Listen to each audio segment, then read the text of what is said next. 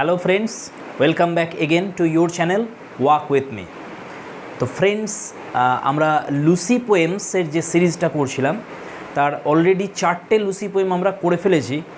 তো আজকের আমরা লাস্ট লুসি পোয়েম যেটা আমাদের রয়েছে, এবং অলরেডি তোমরা জানো যে লুসি পোয়েমগুলোকে ওয়ার্ডসওয়ার্থ দুটো সেকশান করেছিলেন।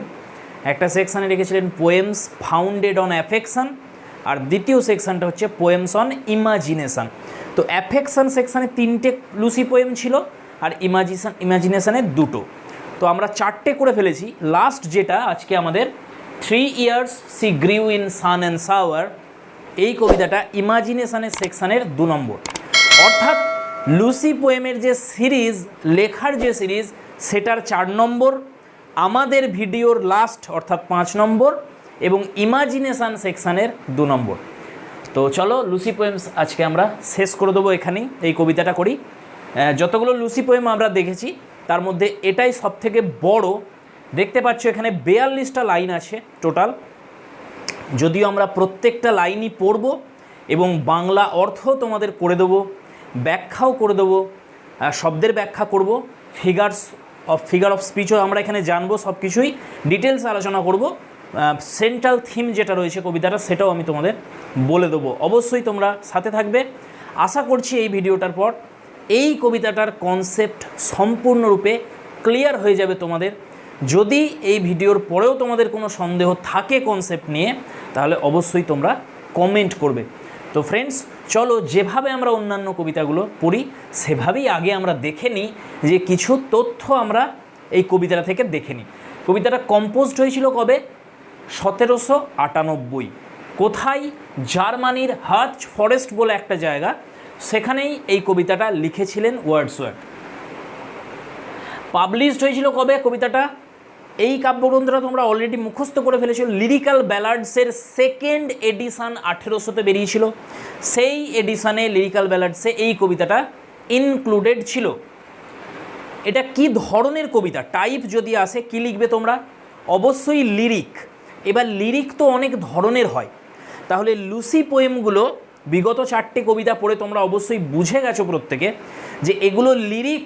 কেমন ধরনের লিরিক? এগুলো এলিজি, এগুলো শোক গাথা। কারণ প্রত্যেকটা লুসি পোয়েমই আমরা দেখেছি একটা মৃত্যুর সুর, একটা শোকের ছবি রয়েছে প্রত্যেকটাতেই, সেই জন্য এগুলো সব এলিজি। কটা স্টানজা আছে কবিতাটাতে? 7টা স্টানজা আছে, 42টা লাইন এবং ইভেন লাইন, অর্থাৎ 6টা করে লাইন রয়েছে প্রত্যেকটা স্টানজাতে, 42টা টোটাল লাইন রয়েছে। রাইম স্কিম কি এই কবিতাটার? রাইম স্কিম হচ্ছে এ A B C C B. এই রাইমই কিন্তু সমস্ত স্টানজা, মানে 7টা স্টানজাই এই রাইমে এগোবে, A A B C C B. Next হচ্ছে রিদম। কোন রিদমে চলছে কবিতাটা? কবিতাটা আয়াম্বিক রিদমে। যেরকম আমরা দেখেছিলাম প্রত্যেকটা লুসি পোয়েমই আয়াম্বিক রিদমে লেখা হয়েছে। আয়াম্বিক রিদম মানে প্রথমে আনট্রেসড, তারপরে স্ট্রেসড, প্রথমে আনঅ্যাকসেন্টেড, তারপরে অ্যাকসেন্টেড, আনঅ্যাকসেন্টেড অ্যাকসেন্টেড, আনঅ্যাকসেন্টেড অ্যাকসেন্টেড, এই সিলেবেলে এগুচ্ছে। এটাই হচ্ছে আয়াম্বিক রিদম।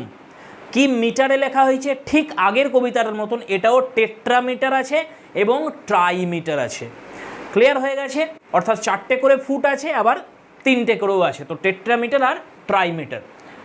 লাস্ট হচ্ছে ফিগার্স অফ স্পিচ কী কী রয়েছে এই কবিতাটা, সেটা আমরা পড়তে পড়তে যখন আমরা পাবো ফিগার্সগুলো একে একে আমরা এখানে লিখব।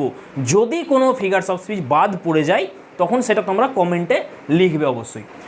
তো ফ্রেন্ডস, এই কবিতাটা পড়ার আগে আমি যেভাবে পড়াই কবিতা, তোমাদের অন্যান্য কবিতাগুলোও দেখেছো আমি পড়িয়েছি যেভাবে, আগে আমি ব্যাকগ্রাউন্ডটা তোমাদের বলি, বা এই কবিতাটার বুঝতে গেলে তোমাদের আগে কি জানতে হবে, আগে থেকে কি প্রি রিকুইজিট লাগবে তোমাদের, সেটা আমি বলে দিচ্ছি।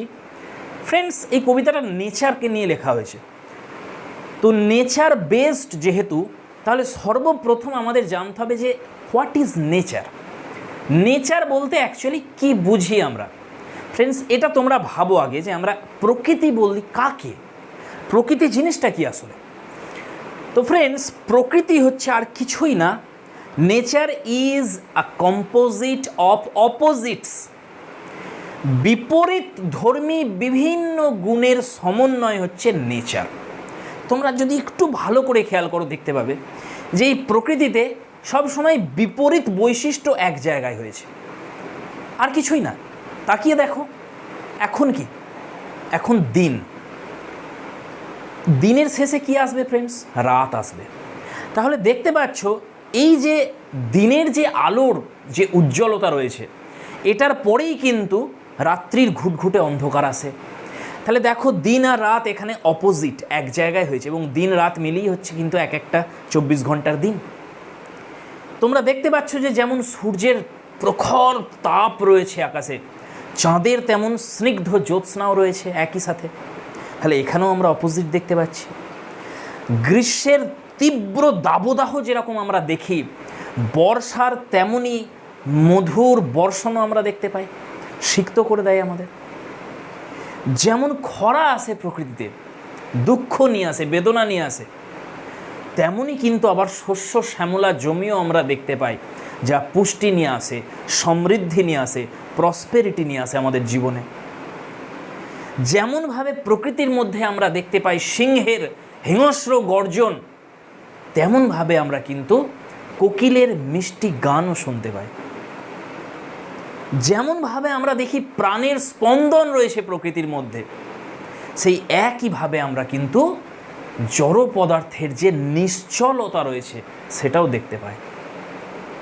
আমরা যেমন বিশালকায় হাতি দেখতে পাই প্রকৃতির মধ্যে, তেমনই ক্ষুদ্র ছোট্ট একটা ইঁদুরও আমরা দেখতে পাই প্রকৃতির মধ্যে। পাহাড় পর্বতের নিশ্চলতা, নীরবতা দেখতে পাই। আবার আমরা হরিণ শাবকের প্রাণ খোলা স্ফূর্তি সেটাও কিন্তু আমরা দেখতে পাই। যেমন এখানে ন্যাচারাল এলিমেন্ট রয়েছে, জলের যে কলতান রয়েছে, তেমনি আগুনের তোমরা সেই তীব্র রূপ সেটাও দেখতে পাবে। তো ফ্রেন্ডস, বলার কারণ হচ্ছে এটাই, এখান থেকে যেটা তোমাদের বুঝতে হবে যে প্রকৃতি মানে হচ্ছে বিপরীত বৈশিষ্ট্যের কিন্তু একটা সুন্দর সংমিশ্রণ, একটা বন্ধন, এটাই প্রকৃতি। তাহলে তুমি যদি প্রকৃতির অংশ করতে চাও, নিজেকে প্রকৃতির অন্তর্ভুক্ত করতে চাও, তাহলে তোমার মধ্যেও এই অপোজিট কোয়ালিটিজ, এদের জাক্সটাপোজিশন করতে হবে। প্যারাডক্সিক্যাল আইডিয়া বা প্যারাডক্সিক্যাল কোয়ালিটিজের জাক্সটাপোজিশনই হচ্ছে নেচার, আর কিছু না। আমাদের প্রত্যেকের জীবনও যদি আমরা ভালো করে ফলো করি, তাহলে আমরা দেখতে পাবো যে আমাদের জীবনেও ওঠানামা রয়েছে, কখনো সমৃদ্ধি রয়েছে আমাদের জীবনে, কখনো আবার দারিদ্রতাও রয়েছে আমাদের জীবনে। আমাদের জীবনে যেমন সুখ আসে, উদ্দাম আনন্দ নিয়ে আসে, তেমন দুঃখ আমাদের জীবনে কিন্তু শুষ্কতা নিয়ে আসে, আমাদের জীবনে নীরবতা নিয়ে আসে, কখনো চিৎকার, কখনো শান্তি, কখনো অশান্তি। তো এসব তো লেগেই থাকে আমাদের জীবন। তাহলে এই অপোজিট কিন্তু আমাদের জীবনের মধ্যেও রয়েছে, এই প্রকৃতির মধ্যেও রয়েছে। তো এই কবিতাতে আর কিছুই নাই, এই প্রকৃতির যে অপোজিট গুণ, এগুলোকেই দেখানো হয়েছে। প্রকৃতিকে কীভাবে একটা পার্সনিফিকেশান করা হয়েছে, প্রকৃতির নেচারকে একটা জননী রূপে দেখানো হয়েছে।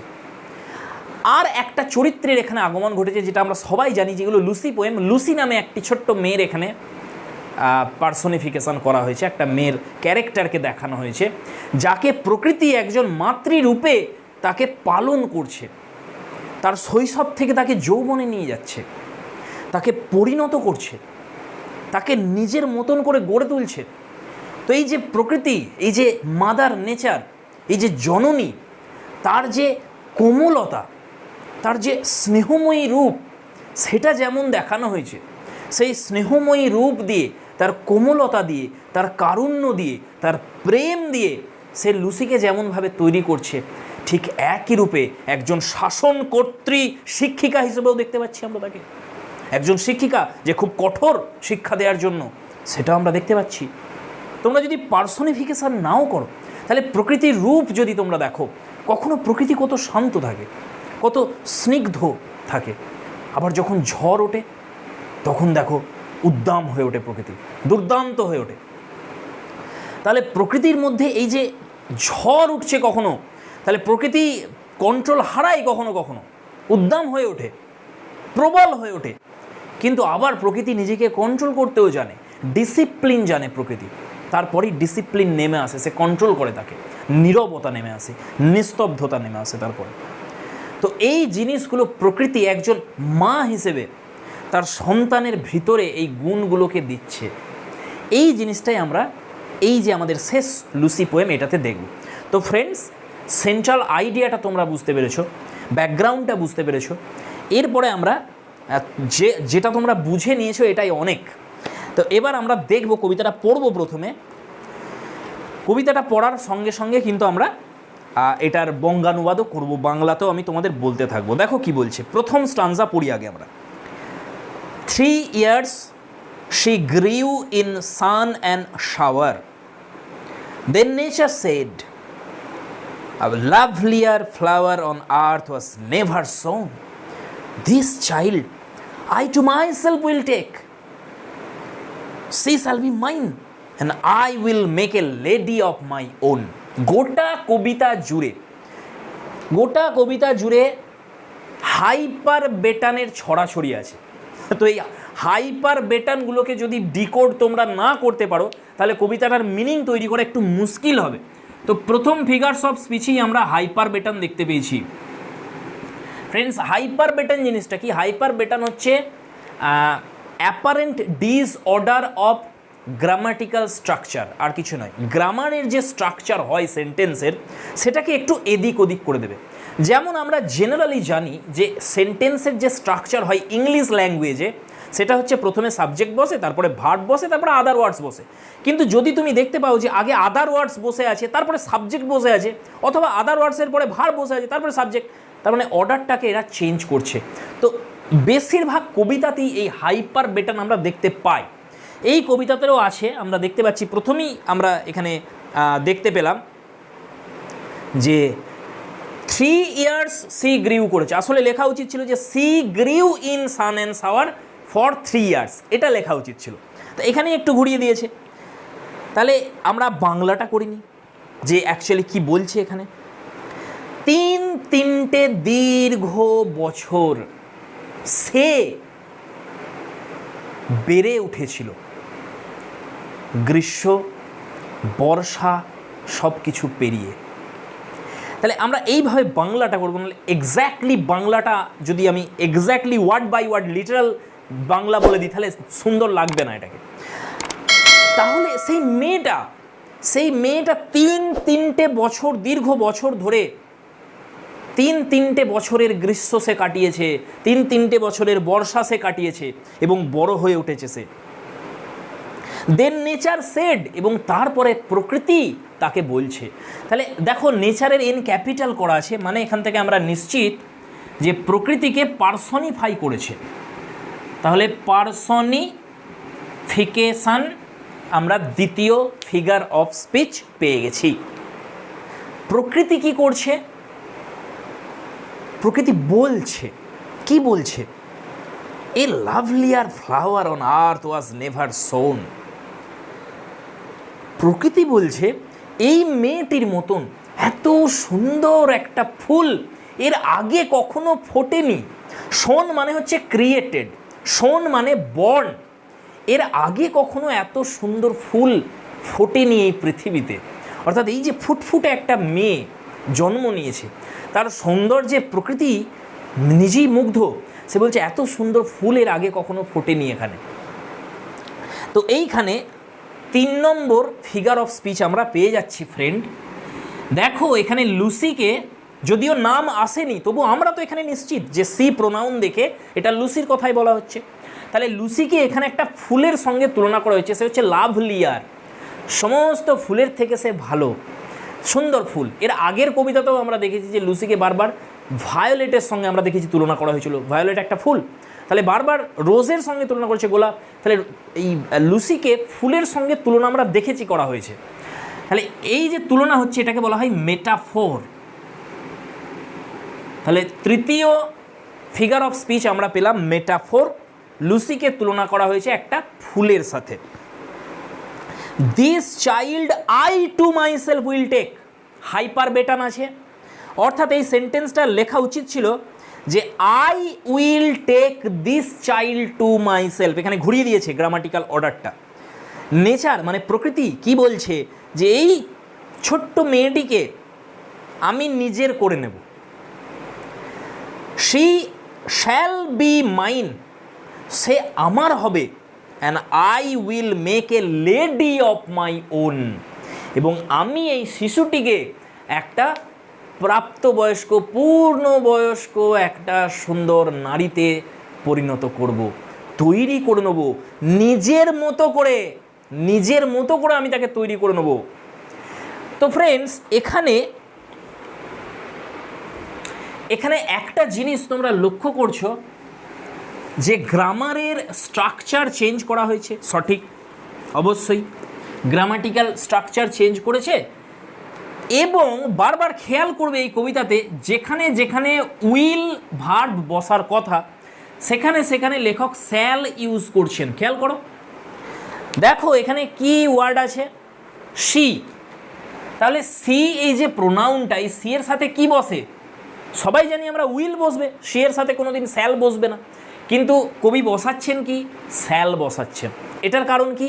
তাহলে এটার অন্য কোনো কারণ নেই, মনে রাখবে এই শ্যাল যখন বসে উইলের জায়গায় তখনই এমফ্যাসাইজ বোঝায়, জোর দেয়া বোঝায়। গ্রামার যখন বিপরীত বসে, যে ভার্বটা বসা উচিত যখনই বিপরীত বসানো হচ্ছে, জেনে রাখবে মেজরিটি কেসে সেখানে কিন্তু জোর দেয়া বোঝাচ্ছে, এমফ্যাসাইজ বোঝাচ্ছে। তো এখানেও জোর দেওয়ার জন্য শ্যাল ইউজ করেছেন, এবং গোটা কবিতা জুড়ে আমরা শ্যালের ছড়াছড়ি দেখতে পাবো।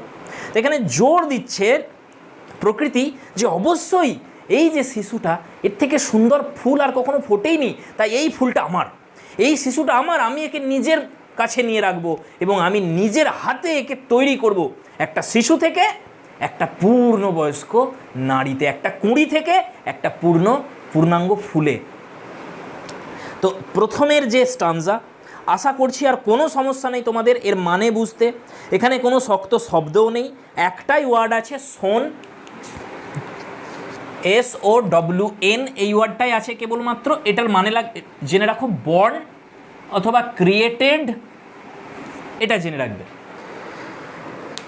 নেক্সট দ্বিতীয় স্টানজা চলে আসি, myself will to my darling be. তোমরা দেখতে পাবে যে স্টানজাগুলো শুরু হচ্ছে উইথ কোটেশন দিয়ে শুরু হচ্ছে, তার মানে সামবডি সেজ, কেউ এটা বলছে। এই সামবডিটা কে এখানে? Nature, mother nature.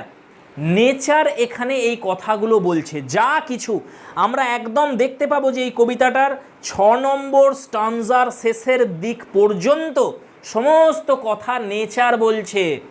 প্রথমের যেটা ছিল সেটা বলেছিল, প্রথম লাইনটা বলেছিল কবি, তারপর থেকে নেচার কথা বলা শুরু করেছে। 6 নম্বর স্টানজার শেষ থেকে আমরা দেখব যে সেই 6 নম্বর স্টানজা পর্যন্ত কথা বলছে নেচার, তারপরে আমরা দেখতে পাবো কবি কথা বলছে আবার।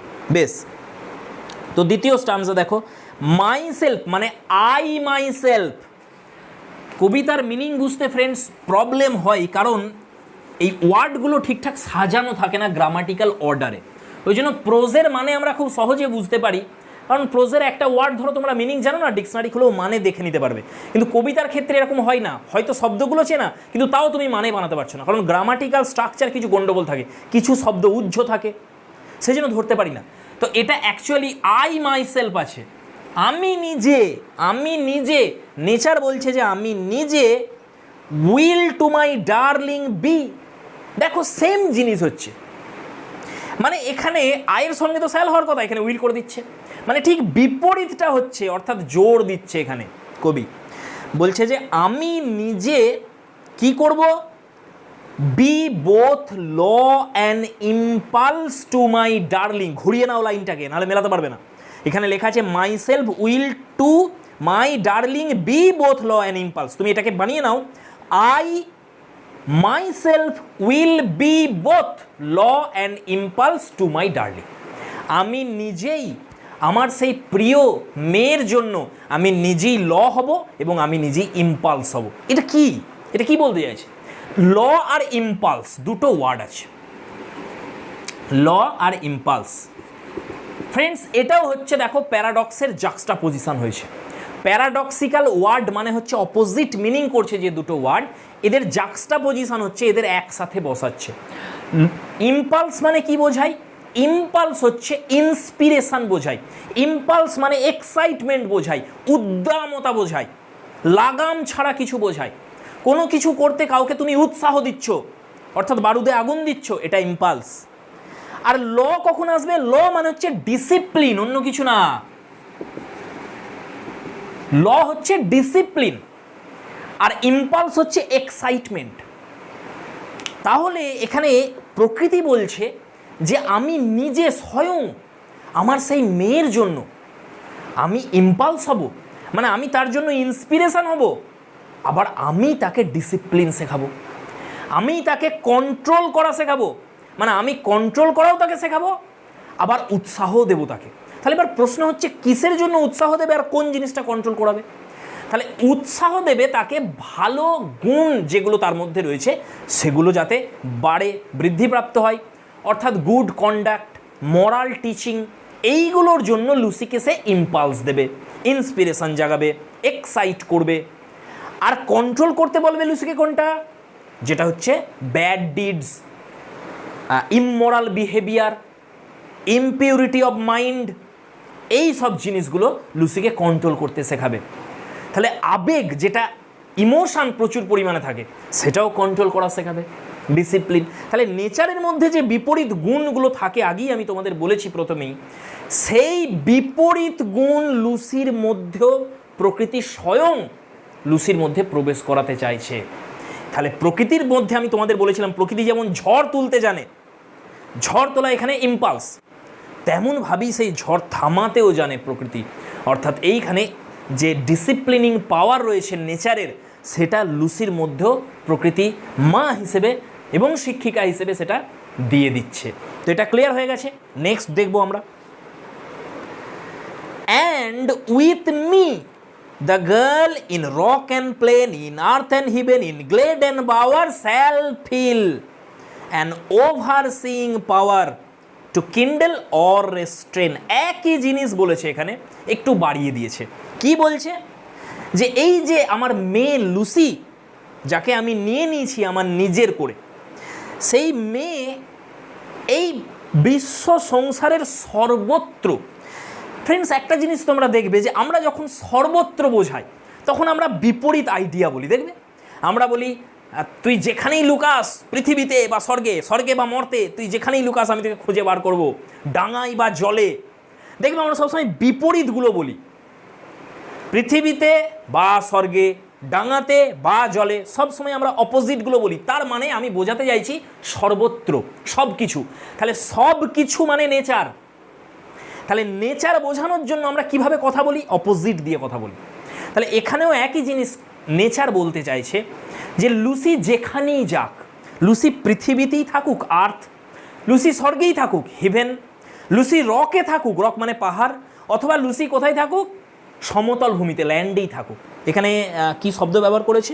রকের সাথে প্লেন শব্দ ব্যবহার করেছে। প্লেন মানে সমভূমি, সমতল ভূমি। তাহলে লুসি পাহাড়েই থাকুক, লুসি সমতল ভূমিতেই থাকুক, পৃথিবীতে থাকুক, স্বর্গে থাকুক, লুসি যেখানেই থাকুক, লুসি গ্লেডে থাকুক, লুসি বাওয়ারে থাকুক। ফ্রেন্ডস, বাওয়ার মানে হচ্ছে কুঞ্জবন, জঙ্গলের ভিতরে গাছে ঢাকা, একদম ছায়া থাকে ভিতরে, সেই অংশে আলো খুব একটা পৌঁছায় না, এরকম একটা কুঞ্জবন টাইপের জায়গা, সেটাকে বাওয়ার বলা হয়। আর এর বিপরীত হচ্ছে গ্লেড। গ্লেড মানে জঙ্গলের ভিতরে ফাঁকা স্থান, যেখানে বেশি গাছপালা নেই, সূর্যের আলো পৌঁছায়।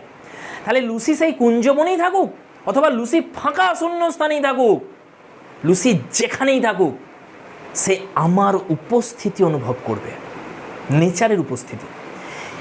নেচারের উপস্থিতিটা কেমনভাবে বলেছে? ওভারসিইং পাওয়ার বলেছে। ওভারসিইং পাওয়ার মানে কি? লুসি অনুভব করবে যে সে যেখানেই থাকুক সব দিক থেকে যেন তাকে কেউ লক্ষ্য রাখছে। কিভাবে লক্ষ্য রাখছে? তাকে রক্ষা করছে। আমরা যেটাকে বলি যে গার্ডিয়ান অ্যাঞ্জেল বলি আমরা, যে আমাদের প্রত্যেকের মধ্যে একটা গার্ডিয়ান অ্যাঞ্জেল আছে আমাদের রক্ষা করার জন্য। আমরা বলি ইষ্টদেব রয়েছে আমাদের, যেখানেই আমরা থাকি তারা কিন্তু আমাদের সাথেই রয়েছে, আমরা এরকম কল্পনা করি। তো নেচার এখানে বলছে যে লুসি যেখানেই থাকুক সে কিন্তু এটা অনুভব করবে যে একটা ওভারসিইং পাওয়ার, অর্থাৎ তাকে রক্ষা করার জন্য একটা শক্তি সব সময় তার সাথে রয়েছে। আর এটা অন্য কেউ নয়, এটা আমি। অর্থাৎ ওভারসিইং পাওয়ার যেটা, এটা স্বয়ং নেচারের যে অল পারভেডিং পাওয়ার, সমগ্র জায়গায় যে ছড়িয়ে রয়েছে প্রকৃতির শক্তি, এটাকে ওভারসিইং পাওয়ার বলেছে। এবং এই পাওয়ারটা কেমন? এই পাওয়ারটা যেমন কিন্ডেল করে, ঠিক যে ইম্পালস বলেছিলাম ফ্রেন্ডস, এই ইম্পালসটাই হচ্ছে কিন্ডল। কিন্ডল মানে এক্সাইট করা, উত্তেজিত করা। তাহলে এই পাওয়ারটা লুসিকে এক্সাইটমেন্ট দেবে, আবার কি করবে এটাকে, কিন্ডেলের সাথে সাথে কি এসেছে ফ্রেন্ডস, ওয়ার্ডটা দেখো, রেস্ট্রেন এসেছে। রেস্ট্রেন হচ্ছে ল, এই লই হচ্ছে রেস্ট্রেন, ডিসিপ্লিন। তাহলে এই শক্তিটা যেমন তাকে এক্সাইট করবে, তেমন আবার তাকে ডিসিপ্লিনও করবে, তাকে রেস্ট্রেনও করবে। অর্থাৎ এটা সুন্দর আমি অ্যানালজি দিচ্ছি তোমাদের, তোমরা বুঝতে পারবে যে লুসিকে একটা ঘোড়ার সঙ্গে তুলনা করো ফ্রেন্ডস। একটা ছোট্ট একটা ঘোড়া, সেই ঘোড়াটা যখন তুমি যাচ্ছ, সেই ঘোড়াটাই চেপেছো, লুসি যদি ঘোড়াটা হয়, তাহলে প্রকৃতি এখানে ঘোড়াটার চালক, প্রকৃতি ঘোড়ার চালক, লুসি হচ্ছে ঘোড়া। তো এই ঘোড়া চালানোর জন্য দুটো জিনিসের প্রয়োজন হয় আমাদের, একটা হচ্ছে লাগাম, এই লাগামের প্রয়োজন হয়, আর একটা হচ্ছে লাঠির প্রয়োজন, একটা স্টিক প্রয়োজন হয়। ঘোড়া যখন হাঁটে না, অলস হয়ে যায়, দুর্বল হয়ে যায়, তখন ওই লাঠি দিয়ে তাকে মারা হয়, তখন সে উত্তেজিত হয়, তখন সে দৌড়াতে থাকে। যখন বেশি পরিমাণে দৌড়াতে থাকে, তখন লাগামে টান দেওয়া হয়, অর্থাৎ রেস্ট্রেন করতে হয়। অর্থাৎ যে কোনো গাড়িতে যেমন অ্যাক্সিলারেটর থাকে, তেমনই ব্রেকও থাকে। এইটাই বলতে চাইছে এখানে লেখক, অন্য কিছু না। তো ফ্রেন্ডস, এখানে নেচার বলছে যে আমি তার সেই ওভারসিং পাওয়ার হব, আমি তাকে কিন্ডল করব, আবার আমি তাকে রেস্ট্রেন করব। নেক্সট আমরা চলে যাব 3 নম্বর স্ট্যান্জার। সো ফ্রেন্ডস, ভিডিও একটু বড় হবে অবশ্যই, কারণ বেশ বড় কবিতাটা, আর আমরা যেভাবে ব্যাখ্যা করছি সময় লাগছে আমাদের। তো চলো দেখি, তোমরা অবশ্যই লাইক করবে আর সাবস্ক্রাইব করবে এবং শেয়ার করতে ভুলবে না। She shall be sportive as the fawn that wild with glee across the lawn or up the mountain springs। এতটা একটা অংশ, এখানে একটা অ্যানালজি টেনেছে, অ্যাজ দ্য ফন। ফ্রেন্ডস, আমাদের 4 নম্বর ফিগার অফ স্পিচ পেয়ে গেছি আমরা, সিমিলি। সিমিলি পেয়ে গেছি আমরা। লুসিকে তুলনা করা হয়েছে একটা হরিণ শাবকের সঙ্গে, একটা ফনের সঙ্গে। ফন মানে হচ্ছে হরিণ শাবক, হরিণের বাচ্চা, একটা শিশু হরিণ। যে হরিণ শাবকটা কি করে, অত্যন্ত স্পোর্টিভ হয়। স্পোর্টিভ মানে হচ্ছে স্ফূর্তিবাজ। তাহলে একটা স্ফূর্তিবাজ যে নেচে গেয়ে বেড়ায়, আনন্দ করে বেড়ায়, লাফিয়ে লাফিয়ে এদিক ওদিক ঘুরে বেড়ায় সেই হরিণের শাবকটা। তো সেই হরিণের বাচ্চাটা যেটা অত্যন্ত স্ফূর্তিবাজ, সে কোথায় খেলে বেড়ায়, উইথ ওয়াইল্ড গ্লি, অত্যন্ত আনন্দের সঙ্গে, অ্যাক্রস দ্য লন, সে কখনো সেই ঘাসে ভরা জমিতে খেলে বেড়ায়, কখনো আপ দ্য মাউন্টেন, কখনো সেই পাহাড়ে তাকে দেখতে পাবে তুমি যে সে পাহাড়ে উঠছে লাফাতে লাফাতে, কখনো তুমি তাকে দেখতে পাবে যে লনের উপরে ঘাসে ভরা জমির উপর দিয়ে সে আনন্দ করছে, সে লাফিয়ে বেড়াচ্ছে। তো সেই রকম একটা তার মধ্যে সবসময় একটা প্রাণের স্পন্দন থাকে, একটা স্ফূর্তি থাকে তার মতন। প্রকৃতি বলছে যে আমার মেয়ে লুসি, সেও এইরকম স্ফূর্তিবাজ হবে, সেও সেই ছোট্ট হরিণ শাবকটার মতন খেলে বেড়াবে, নেচে বেড়াবে, আনন্দ করে বেড়াবে সব সময়। দ্বিতীয় অংশটা তাহলে বুঝতে পারছো যে এর বিপরীত হবে। এইবার ঠিক এর উল্টোটা হবে এখানে। তাহলে এবার কি বলছে, একই সাথে, and her shall be the breathing balm and hers the silence and the calm of mute insensate things. বেশ, অত্যন্ত সুন্দর লাইন। ইনসেনসেট মানে হচ্ছে ইনঅ্যানিমেট, যেগুলোর মধ্যে প্রাণের স্পন্দন নেই। ফ্রেন্ডস, তোমরা নিজেরাই বুঝতে পারছো, জড় বস্তু এগুলো। ইনঅ্যানিমেট, ইনঅ্যানিমেট থিং, যেমন পাহাড় পর্বত যেগুলো রয়েছে, জড় পদার্থ যেগুলো রয়েছে, যাদের মধ্যে প্রাণের স্পন্দনই নেই, তারা হচ্ছে ইনসেনসিয়েট থিং, তারা ইনঅ্যানিমেট থিং। তো এই ইনঅ্যানিমেট থিংগুলোর মধ্যে কি কি রয়েছে বলো তো ফ্রেন্ডস? এরা কথা বলে না, তাহলে এরা সাইলেন্ট, তাহলে এদের মধ্যে নীরবতা রয়েছে। আচ্ছা, এরা কি হাঁটে চলে? না, এরা হাঁটে না, এরা এক জায়গা থেকে আরেক জায়গায় মুভ করে না, অর্থাৎ এরা স্থির, নিশ্চল। তাহলে দেখো, ঠিক বিপরীতটা হলো না? হরিণ শাবকটা প্রাণের স্পন্দনের একদম দৌড়ে বেড়াচ্ছিল, চিৎকার করে বেড়াচ্ছিল, তাহলে তার মধ্যে সেই উদ্দামতা ছিল, আর এদের মধ্যে রয়েছে নিশ্চলতা, এরা হাঁটে না। ওর মধ্যে সেই তীব্র আওয়াজ রয়েছিল, আর এরা এরা শব্দ করে না, নিঃশব্দ এরা।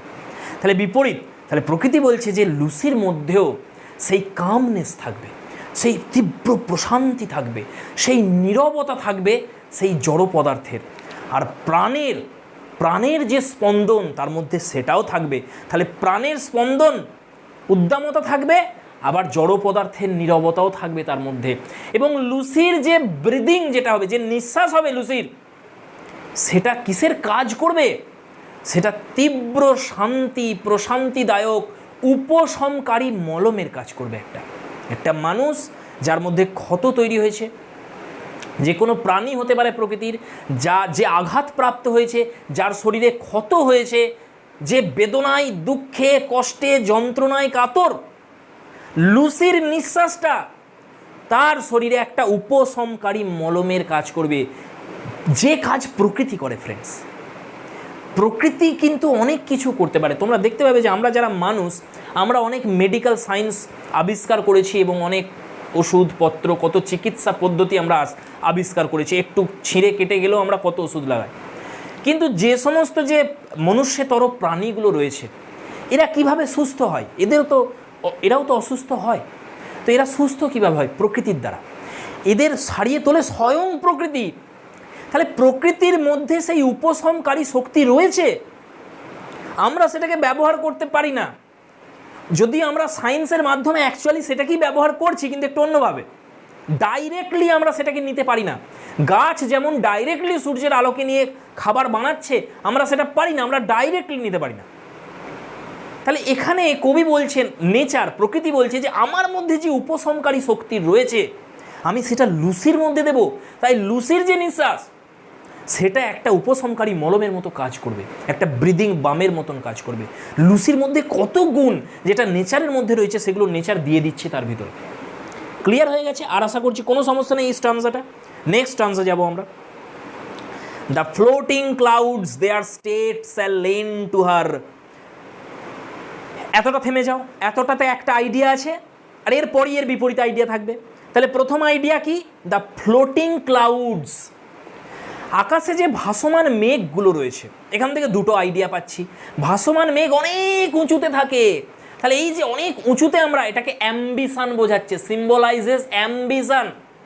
তাহলে আমাদের মধ্যে যে অনেক দূরে পৌঁছানোর, বিখ্যাত হওয়া, এমিনেন্ট হওয়া, মানুষের কাছে নিজেকে একটা বড় জায়গায় নিয়ে যাওয়া, একটা বড় পোস্টে নিয়ে যাওয়া, নিজেকে একটা পজিশন, এই জিনিসটা বোঝাচ্ছে এই ক্লাউড দিয়ে। আর ফ্লোটিং, এই ফ্লোটিং দিয়ে কি বোঝাচ্ছে? ফ্লোটিং দিয়ে উদাসীনতা বোঝাচ্ছে। কারণ দেখবে এই যে মেঘগুলো থাকে, এদের কোনো নির্দিষ্ট লক্ষ্য থাকে না, এরা এমলেসলি রোমিং করে, উদ্দেশ্যহীনভাবে এরা ঘুরে বেড়ায়। তাহলে এদের মধ্যে কোনো এম থাকে না নির্দিষ্ট, কিন্তু এরা অনেক উঁচুতে থাকে। তেমনই এখানে প্রকৃতি বলছে যে আমার লুসি, তার মধ্যেও সেই অ্যাম্বিশন থাকবে, কিন্তু তার সাথে সাথে একটা এমলেসনেসও থাকবে, তার মধ্যে একটা উদাসীন ভাবও থাকবে। কিন্তু এরপরেই দেখবে বিপরীত চলে আসছে আইডিয়া। তাহলে বিপরীত আইডিয়া কি? For her the উইলো bend. কি সুন্দর দেখো একটা ইমেজ এখানে করেছে। উইলো গাছ খুব বড় বড় গাছ হয় এবং একদম স্ট্রেটলি এই উইলো গাছগুলো উপর দিকে ওঠে সোজাভাবে, এরা কখনো বাঁক নেয় না। তাহলে এখানে নেচার, মাদার নেচার বলছে যে লুসি, তোমার জন্য উইলো নিজে বেঁকবে, উইলো তার মাথা হেঁট করবে, উইলো বেন্ডিং করবে তোমার জন্য। এখানে কি বোঝাচ্ছে? উইলো বেন্ড করছে মানে রেসপেক্ট বোঝাচ্ছে, রেসপেক্ট, ডিভোশন বোঝাচ্ছে। লুসির মধ্যে যেমন সেই অ্যাম্বিশন থাকবে উপরে ওঠার, তেমনই লুসির মধ্যে রেসপেক্টও থাকবে, সেন্স অফ রেসপেক্ট থাকবে। লুসি শ্রদ্ধা করতে জানবে, লুসির মধ্যে ভক্তি থাকবে, ডিভোশন থাকবে। তো এই দেখো দুটো বিপরীত গুণ, একটা অ্যাম্বিশন, এমলেসনেস, তার সাথে সাথে রেসপেক্ট অ্যান্ড ডিভোশন, এটাও থাকবে। Next, nor shall she fail to see even in the motions of the storm grace, grace that shall mould the maiden's form by silent sympathy. অপূর্ব লাইন, অপূর্ব লাইন। এই জায়গাটা অত্যন্ত সুন্দর। কি বলতে চাইছি এখানে? যে আমরা দেখো, আমি আগেই বলেছি, এই অংশটা আমি বুঝিয়ে দিয়েছি আগেই তোমাদের, যে নেচার এখানে বলছে যে প্রকৃতিতে আমরা যখন দেখি যে ঝড় ওঠে, আমরা দেখো প্রকৃতিকে কত হিংস্র ভাবি, তখন কত নিষ্ঠুর ভাবি, যে প্রকৃতি মা হওয়া সত্ত্বেও কত নিষ্ঠুর, সে ঝড় তোলে এবং সেই ঝড়ে সে সব কিছু ধ্বংস করে। কিন্তু একটু ভালো করে লক্ষ্য করো, প্রকৃতির মধ্যে যা কিছু ঘটে প্রত্যেকটার পিছনে একটা শিক্ষা রয়েছে, একটা শিক্ষণীয় বিষয় রয়েছে, একটা উদ্দেশ্য রয়েছে। ঝড়ের মধ্যে উদ্দেশ্য রয়েছে। ঝড় ধ্বংস করে ঠিকই, কিন্তু তার সাথে সাথে ঝড় সাফাই করে কিসের? আবর্জনা, নোংরা, ময়লা, আবর্জনা এবং অতিরিক্ত কিছু, সেগুলোকে সাফ করে দিয়ে যায় এই যে ঝড়, এই যে স্টর্ম, তার শক্তির দ্বারা। সৃষ্টি করতে গেলে ধ্বংস প্রয়োজন, ধ্বংস ছাড়া সৃষ্টি হবে কি করে? সৃষ্টির আগেই তো ধ্বংস আসে না? তো ঝড় এই যে উদ্দাম, এই যে রূপ, প্রকৃতির এই যে হিংস্র রূপ ঝড়ের, সেই রূপের মধ্যে আমরা হিংসা দেখি, আমরা নিষ্ঠুরতা দেখি। কিন্তু এখানে নেচার বলছে যে আমার লুসি দেখবে না, আমার লুসি সেই ঝড়ের ভিতরেও গ্রেস দেখবে। গ্রেস কি ফ্রেন্ডস? গ্রেস হচ্ছে অ্যাকচুয়ালি করুণা, প্রকৃতির যে করুণার যে ছবি, প্রকৃতি যে একটা মমতাময়ী করুণাময়ী মা, লুসি সেটা দেখতে পাবে সেই ঝড়ের মধ্যেও। এবং লুসি বুঝতে পারবে যে আমার মা, এই যে প্রকৃতি, সে সব দিক থেকে তার সমস্ত শক্তি দিয়ে আমাকে কিন্তু রক্ষা করছে, আমাকে তৈরি করে নিচ্ছে তার সিম্প্যাথি দিয়ে। দেখো সিম্প্যাথি ওয়ার্ডটাও আছে। তাহলে ঝড়ের মতন এই যে নিষ্ঠুরতা সাধারণ মানুষ দেখছে, লুসি সেখানে সিম্প্যাথি দেখছে। লুসি বলছে এর মধ্যে একটা সাইলেন্ট সিম্প্যাথি রয়েছে, যেটা লুকানো রয়েছে এখানে। সাইলেন্টটা ঠিক নিশ্চুপ নয়, একটা লুকানো। তাহলে একটা গোপন একটা সিম্প্যাথি রয়েছে নেচারের, যেটা দিয়ে, এটাই তার করুণা, এটা দিয়ে সে আমাকে তৈরি করে নিচ্ছে। তো লুসি এখানে বোঝাতে চাইছে, আগের স্টাঞ্জাতেও তাই বলেছিল, যে এই সব জায়গাতে, জীবনের প্রত্যেকটা মুহূর্তে, প্রত্যেকটা স্থিতিতে লুসি কিন্তু প্রকৃতির অনুভূতি, মাদার নেচারের অনুভূতি অনুভব করবে এবং সে জানবে যে নেচার আমাকে রক্ষা করছে, নেচার আমাকে শিক্ষা দিচ্ছে কত রকমভাবে। এটাই বলতে চাইছে এখানে। বেশ, এখানে মেইডেনের সঙ্গে তুলনা করেছে ফ্রেন্ডস লুসিকে একটা মেইডেন বলা হয়েছে। দেখো প্রথমে শুরু হয়েছিল চাইল্ড দিয়ে, লুসি একটা শিশু একদম, তারপরে চাইল্ডের পরে লেডির পরে দেখো মেইডেন এসছে। মেইডেন মানে কুমারী ফ্রেন্ডস, অন্য কিছু না। মেইডেন মানে হচ্ছে কুমারী। তাহলে প্রথমে আমরা দেখেছিলাম চাইল্ড থেকে এলো লেডি থেকে আমরা পেয়েছি তারপরে কি, এবারে মেইডেন, মানে এখনো পর্যন্ত কুমারী রয়েছে লুসি, এটা বুঝতে পারছি। কিন্তু এ আর চাইল্ড নেই, ধীরে ধীরে একটু একটু বাড়ছে, বয়স হচ্ছে একটু লুসির, আমরা দেখতে পাচ্ছি। এরপরে দেখো আরও এগিয়ে যাচ্ছি আমরা। Stanza number 5, the stars of midnight shall be dear to her. আকাশের মধ্যরাত্রের যে তারাগুলো রয়েছে, আকাশের তারা লুসির অত্যন্ত প্রিয় হবে। And she shall lean her ear in many a secret place where rivulets dance their wayward round and beauty born of murmuring sound shall pass into her face. খুব সুন্দর অ্যানালজি আছে এখানে, যে এখানে নেচার দেখো দেখাচ্ছে, বলছে যে আকাশের তারা যেমন লুসির প্রিয় হবে, তেমন বয়ে চলা যে পাহাড়ি নদীগুলো রয়েছে, যেগুলো স্বতঃস্ফূর্তভাবে বয়ে চলে। ওয়ার্ড শব্দ এসছে, ওয়ার্ড মানে এখানে নিজের খেয়াল খুশি মতন। এই নদীগুলোকে কেউ জোর করেনি যে তুমি এইভাবে বেঁকে হাঁটো, না, নিজের ইচ্ছা মতন এঁকে বেঁকে এই রিভুলেটসগুলো এগিয়ে চলেছে, এই পাহাড়ি নদীগুলো। এবং লুসি সেই সমস্ত গোপন জায়গায় কান রাখবে। কোন গোপন জায়গায়?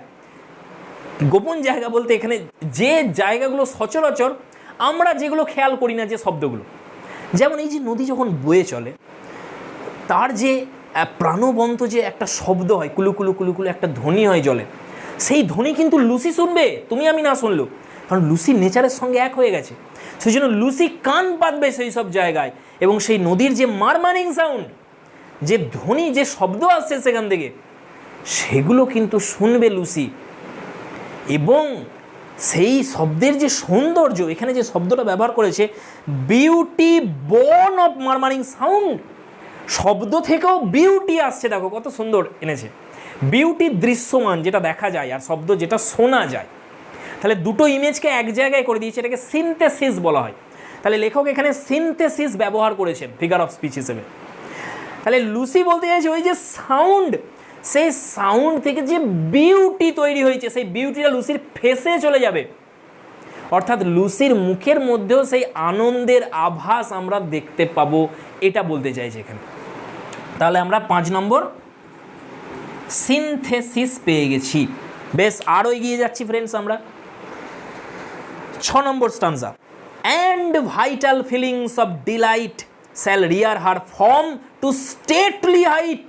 অপূর্ব line, vital feelings of delight, দারুণ সুন্দর। ভাইটাল মানে কি? ভাইটাল আমরা সেটাকেই বলবো যেটা আমাদের জীবন ধারণের জন্য অত্যাবশ্যকীয়, যেটা ছাড়া আমরা বাঁচতেই পারি না, দ্যাট ইজ ভাইটাল। আর এখানে ভাইটাল হিসেবে কি বলেছে ফ্রেন্ডস? Feeling of Deloitte. ভেবে দেখো, ভেবে দেখো যে আমাদের প্রত্যেকের জীবনে কত দুঃখ আসে, যন্ত্রণা আসে, আঘাত আসে, আমরা কষ্ট পাই।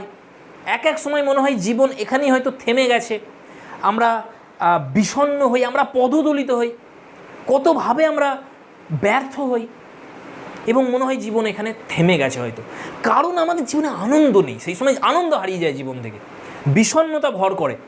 কিন্তু ঠিক সেই সময় আমরা আনন্দ কোথা থেকে আস্বাদন করতে পারি? প্রকৃতির কাছ থেকে, আর্টিফিশিয়াল নয়।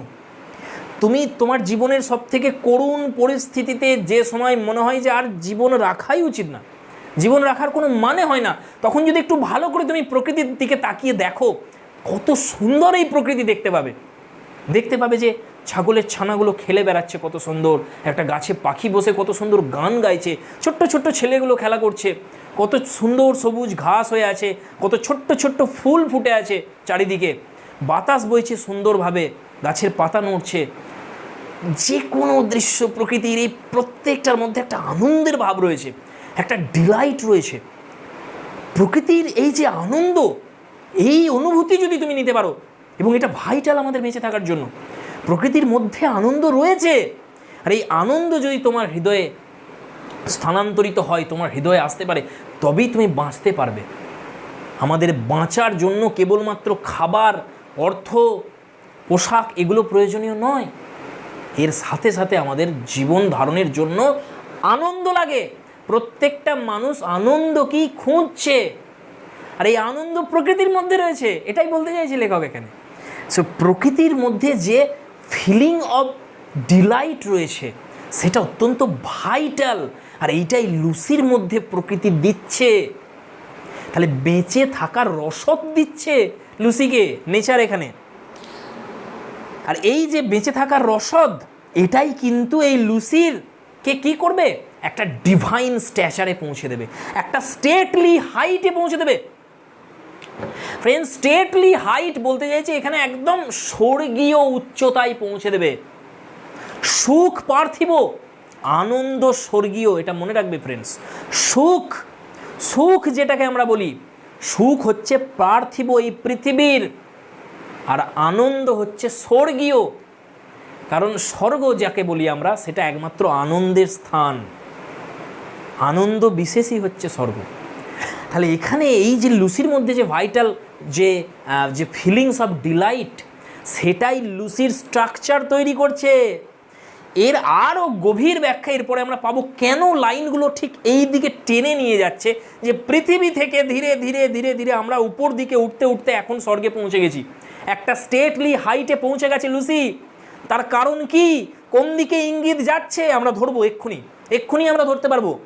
হার ভার্জিন বোজম সোয়েল, ভার্জিন মানে হচ্ছে নিষ্পাপ, যেখানে কোনো মানবিক হাতের স্পর্শ লাগেনি, সেটা কি ভার্জিন বলে। তাহলে লুসির যে বক্ষস্থল, লুসির যে হৃদয়, সেখানে কোনো মানুষের হাতের স্পর্শ লাগেনি, সেই জন্যই সেটা এখনো ভার্জিন আছে। কিন্তু দ্যাট ভার্জিন বোজম সোয়েল, সেটা আস্তে আস্তে বৃদ্ধি প্রাপ্ত হচ্ছে। এই লাইনটা দিয়ে আমরা বুঝতে পারছি যে এইবার লুসি কমপ্লিটলি ম্যাচিওর। ম্যাচিউরেশন বোঝাচ্ছে লুসির এই সোয়েলিং ব্রেস্টের মাধ্যমে। কিন্তু দেখো কত সুন্দর সুন্দর শব্দ ব্যবহার করছে, যেহেতু নেচার স্বয়ং লুসিকে এখানে নারচার করছে, সেহেতু লুসির বোজম কিন্তু ভার্জিন, যেহেতু নেচার তাকে নারচার করেছে, সেই জন্য এখানে কোনো কিন্তু মলিনতার ছাপ নেই, সেটাই উল্লেখ করেছে। এই লাইনটা অত্যন্ত সুন্দর। তারপরে দেখো এবার কি হচ্ছে, সাচ থটস, এই যে 5খানা স্টানজা, মানে 2 নম্বর স্টানজা থেকে নেচার কথা বলতে আরম্ভ করেছে, 2, 3, 4, 5, 6 অর্ধেক, তাহলে এই 5টা স্টানজা জুড়ে যা যা কিছু হলো, এই এটা দেবো ওটা দেবো, এইভাবে লালন পালন করব, এইভাবে লালন পালন করব, এইটা নেচার বলছে যে এই যে থটগুলো, এই ধরনের চিন্তাগুলো, থটগুলোকে to Lucy I will give, অর্থাৎ I will give to Lucy, আমি এই চিন্তাগুলোই লুসির মধ্যে প্রবেশ করিয়ে দেব। While she and I together live here in this happy dell, যখন সে আর আমি একসাথে এই আনন্দের উপত্যকায় বাস করব। ফ্রেন্ড, আমরা পেয়ে গেছি আমাদের আজকের আরেকটা ফিগারস অফ স্পিচ 6 নম্বর। এটার নাম হচ্ছে ট্রান্সফার এপিথেট। ট্রান্সফার এপিথেট, এটা কি? ট্রান্সফার করা। অর্থাৎ ধরো আমি বললাম যে আমি ক্লান্ত রাস্তার উপর দিয়ে হেঁটে আসছিলাম, তাহলে এবার প্রশ্ন হচ্ছে যে রাস্তাটা ক্লান্ত ছিল না আমি ক্লান্ত ছিলাম, কিন্তু আমার যে ক্লান্তির বোধ আমি রাস্তার ঘাড়ে চাপাচ্ছি, এটাই হচ্ছে একটা ফিগার অফ স্পিচ। এটার নাম হচ্ছে ট্রান্সফার এপিথেট। অর্থাৎ এখান থেকে আমরা বুঝতে পারছি যে অ্যাকচুয়ালি ওই যে উপত্যকাটা সেটা হ্যাপি নয়, হ্যাপি হচ্ছে লুসি। লুসি আর নেচার এরা দুজনে হ্যাপি, এদের গুণটা চাপিয়ে দিচ্ছে ওই ডেলের ওপরে। ডেল মানে উপত্যকা, সেই জন্য বলেছে আনন্দের উপত্যকায় আমরা যখন দুজনে একসাথে বাস করব। নেচারের সাথে একসাথে তখনই বাস করা সম্ভব যখন তুমি নেচারের অংশ হয়ে যাবে। আর নেচারের অংশ হয়ে যাবে মানে কি? নেচার কি? 5টা এলিমেন্ট, ক্ষিতি অব তেজ মরুদ বোম, এই 5টা এলিমেন্টের মধ্যে তুমি মিশে যাবে। সেটা তখনই সম্ভব যখন তোমার মধ্যে যে 2টো এলিমেন্ট রয়েছে এখানে, অর্থাৎ একটা হচ্ছে প্রাণ রয়েছে আর একটা শরীর রয়েছে। তাহলে প্রাণ যেটাকে আমরা স্পন্দন বলি, সেটা এই ইউনিভার্সাল স্পন্দনের সঙ্গে মিশে যাবে। অর্থাৎ সারা বিশ্ব জুড়ে যে স্পন্দন রয়েছে, গোটা জগতের প্রকৃতির যে স্পন্দন রয়েছে, তার সাথে মিশে যাবে তোমার স্পন্দন। আর তোমার যে শরীর রয়েছে রক্ত মাংসের এলিমেন্টের, সেটা প্রকৃতির 5 তত্ত্বের মধ্যে যখন মিশে যাবে, অর্থাৎ তোমার মৃত্যু হবে, আর কিছু না। তোমার মৃত্যু হবে তখনই তুমি পূর্ণরূপে প্রকৃতির সঙ্গে মিশে যেতে পারবে। এটাই বলছে যে আমি আর লুসি একসাথে খেলা করব তখন এই ডেলের মধ্যে। অর্থাৎ লুসির মৃত্যু হয়ে গেছে, আর কিছু না, লুসির মৃত্যু হয়েছে বোঝাচ্ছে এখানে। তো ফ্রেন্ডস, দেখতে পাচ্ছি যে আমরা ধীরে ধীরে ঠিক কোন জায়গায় লেখক আমাদের নিয়ে যেতে চাইছেন আমরা সেখানে পৌঁছে গেছি। Last stanza, thus nature spake. আচ্ছা, স্পেক হচ্ছে আর্কেইক ইউজ, এটা মানে ওল্ড ইংলিশে ব্যবহার করা হতো স্পেক শব্দটা, এটা অ্যাকচুয়ালি স্পোক। এখন আমরা যেটাকে স্পোক বলি এটাকে স্পেক বলা হতো।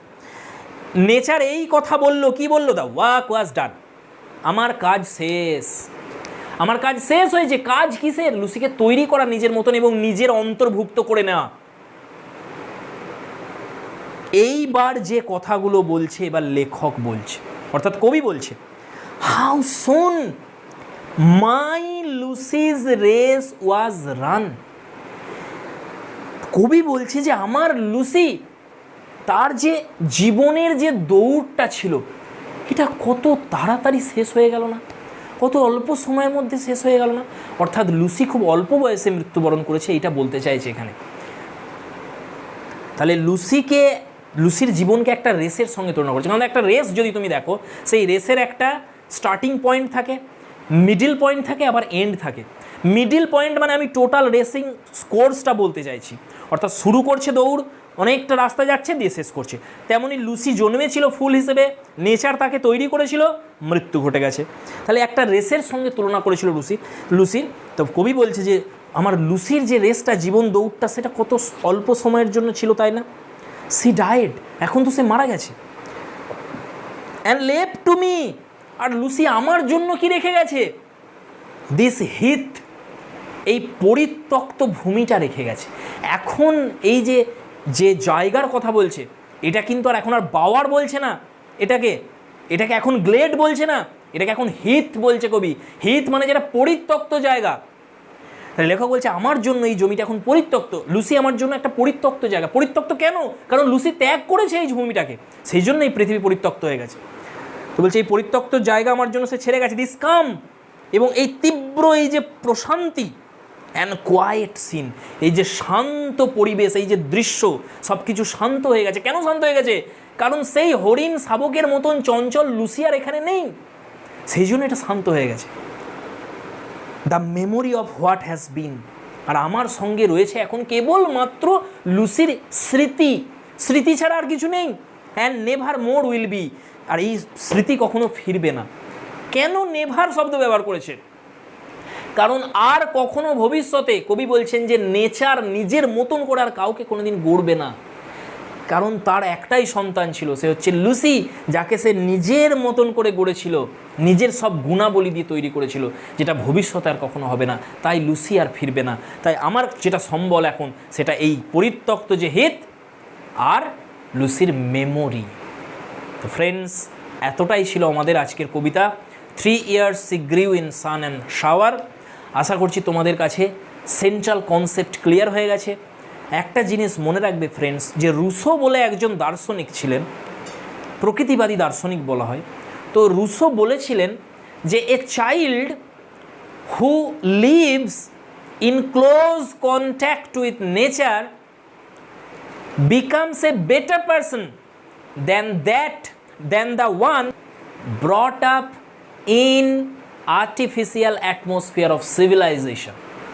তাহলে সিভিলাইজেশন বা সভ্যতা আমরা যেটাকে বলি, সেই সভ্যতার কৃত্রিম পরিবেশে বড় হওয়া একটা ছেলের থেকে প্রাকৃতিক পরিবেশে বড় হওয়া একটা ছেলে কিন্তু অনেক ভালো মানুষ হয়। এটা রুসো বিশ্বাস করতেন। আর এই একই জিনিস গোটা কবিতা জুড়ে আমরা দেখতে পেলাম। প্রকৃতি যাকে নিজে শিক্ষা দেয় সে কিন্তু অনেক ভালো মানুষ হয়। কারণ এই যে বিপরীত গুণগুলোর সঙ্গে সে সাক্ষাৎ মুখোমুখি হতে পারে। যে কৃত্রিমভাবে যাকে তৈরি করা হয়েছে সে কিন্তু বিপরীত গুণগুলোর সঙ্গে পরিচিত হয় না। সে কেবলমাত্র ভালো দিকগুলোর সঙ্গেই পরিচিত হয় অথবা খারাপ দিকগুলোর সঙ্গে পরিচিত হয়। কিন্তু প্রকৃতির সাথে যে থাকে সে দুটো দিকের সাথেই পরিচিত হয়, তার মধ্যে ব্যালেন্স থাকে, এটাই বলতে চাইছি। সো ফ্রেন্ডস, আজকে এতটাই থাকবে। যদি তোমাদের ভালো লাগে আমার এই পরিশ্রম, তোমাদের এটা বোঝানো বিষয়গুলো, তাহলে অবশ্যই তোমরা কমেন্ট করবে আর শেয়ার করবে ভিডিওটা বন্ধুদের সাথে। দেখা হচ্ছে নেক্সট ভিডিওতে অন্য কোনো টপিক নিয়ে। Thanks for watching.